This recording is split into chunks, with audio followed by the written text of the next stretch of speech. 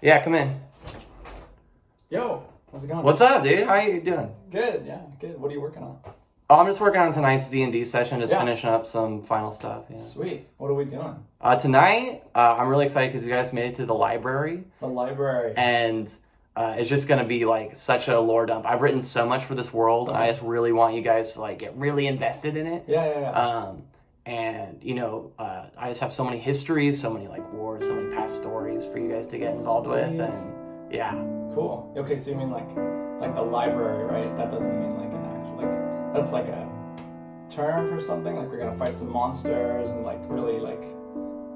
Oh, well, we just got out of a pretty combat intensive session, so I kind of wanted to like relax this one a little bit and give you guys like the space to feel safe while you're researching, you know? Okay. So there's probably not going to be as much combat in this session. Researching, like reading.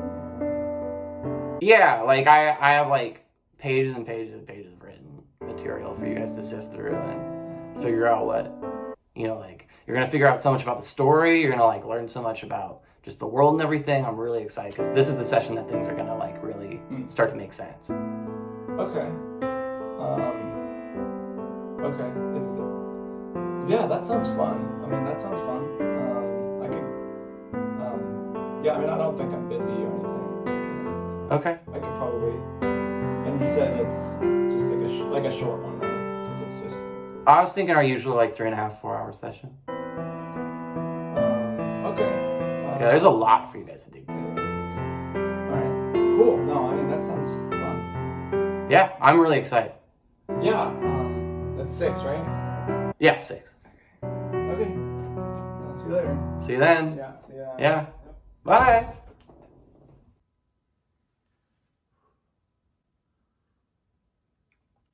Is this a dead meme? Is this an old, stale meme at this point? I feel like it's obvious. Whatever. I have some bad news for you, buddy. Your players do not give a rat's ass about the world that you put them in. The only reason they care about your world is because they are playing in it. Listen, there are different ways to prep your D&D world. I've had friends who basically completely improvise everything, and that's fine. And I've had friends who completely write every single detail of their world out on pieces of paper and reference them as their notes. And that's fine too.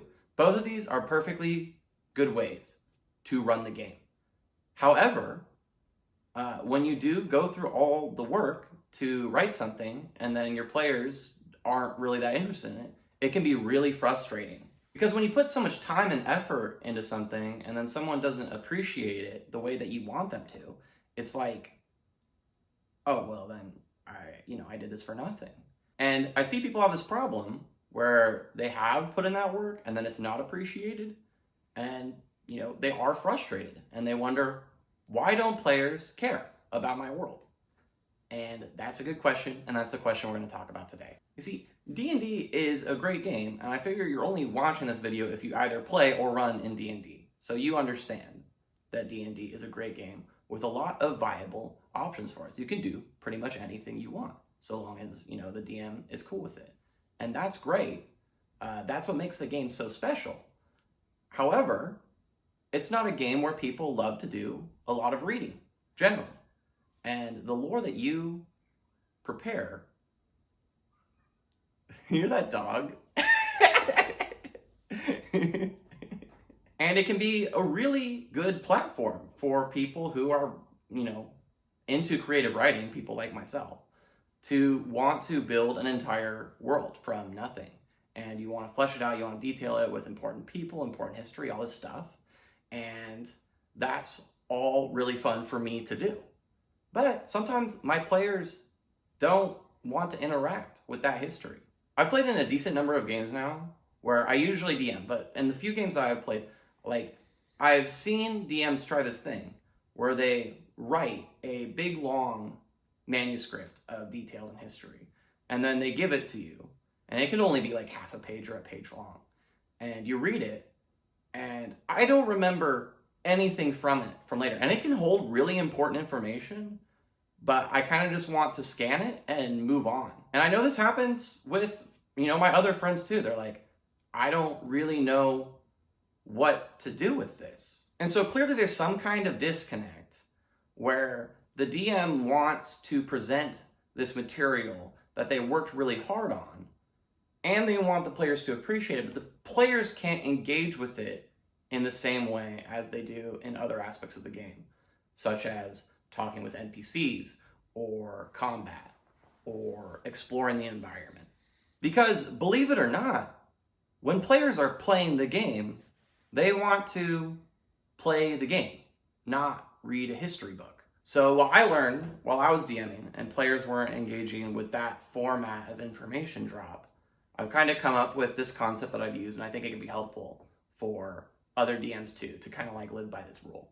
That idea is you have to make your lore interactable or actionable, right? So players have to be able to engage with the material rather than just reading something. There's a few ways you can go about that. And the first, I think, is the easiest and is the most interesting, is figuring out a way to tie in the history that you want to present into what the players are doing. Because one can simply do that. So like, let's say, for example, you want to work in a history of this one city that they're going to is kind of run by a warlord, and they've had multiple campaigns in the past, and you kind of want to sprinkle in some details about that.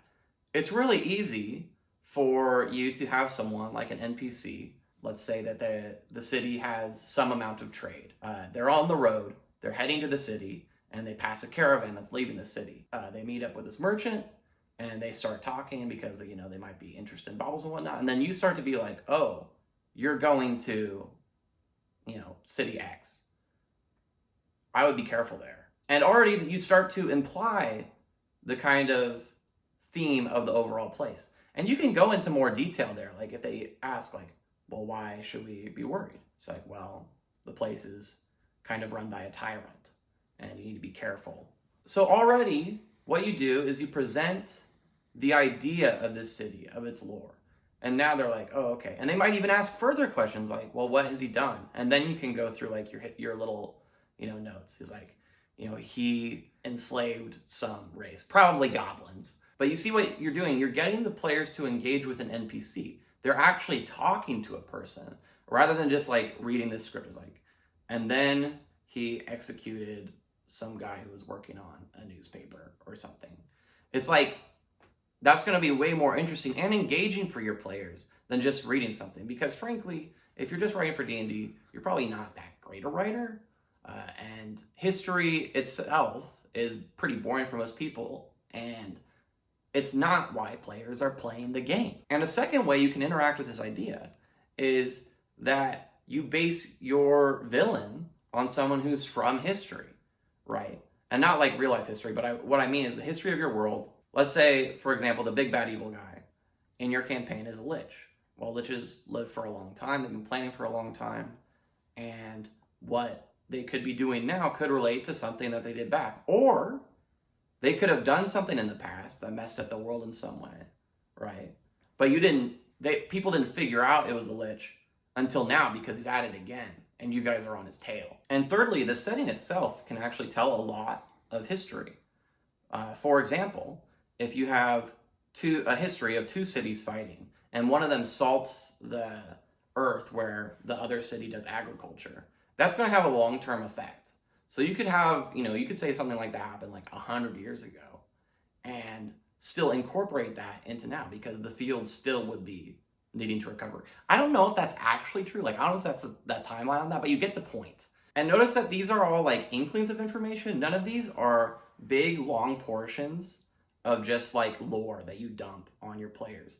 Because if you give them too much information at one time, A, it's probably not going to be that compelling.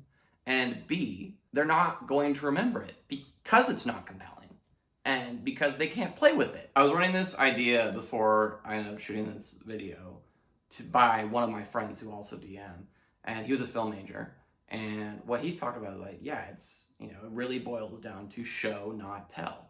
Present things to your players that are going to be interesting, that tell them information. Don't just tell it to them. Don't just give them exposition because that's uninteresting. And look, I get it. I like to do a lot of prep. I like to world build. I like to do all these things. And it's okay if you like to do that. But some of these things that you cannot incorporate in your world, if it's fun for you to write them, do it. It's great. That's a great hobby to have. But also understand that if it doesn't incorporate into the game, the story that you're telling, then, maybe that's just for you. Or you can go write a book. These are both valid options, but it's not for your players. And don't forget that there's also this opportunity, if you don't end up using something, you can use it elsewhere, right? If it doesn't work for the story that you're particularly telling right then, maybe when you wrap up that campaign and end up running a new campaign, you can recycle that material because your players won't know the difference. And that might seem like, oh, well, like kind of cheap, like you should put the work in every time. It's like, no, you don't have to do that. Like running a game takes a lot of time, especially when you're doing that much prep. And you should, respect your time and understand, like, if you create something that you think is valuable, you can figure out ways how to incorporate it into your game in an engaging way. So at the end of the day, what you need to think about when you're trying to world build, and if you're having the struggle of your players not caring about your lore, figure out cool and interesting ways for them to engage with it rather than just reading. So that's the video. I plan on doing a few more in this series. I'm not sure how far it's going to go. I'm kind of just going to go by ideas that I have. I felt like this is something that comes up a lot in games, especially with newer DMs who don't really know how to prep. So as someone who's ran games for, almost 6 years now, I figure I would just dispense that bit of advice. Clickbaity title, notwithstanding. Anyways, I think that's pretty much going to do it for this video. First video I'm doing on world building. First video I'm doing on mastering dungeons, as it were. If you like this video, go ahead and throw a like on it. If you want to see more, go ahead and subscribe. I plan on doing more of these in the future. And if you really love me, go ahead and hit that bell. You want to. You can also find me. I go live on Twitch. I'm still trying to figure out a schedule, so I'll tell you about that later. Other than that, I hope you have a lovely week and happy gaming.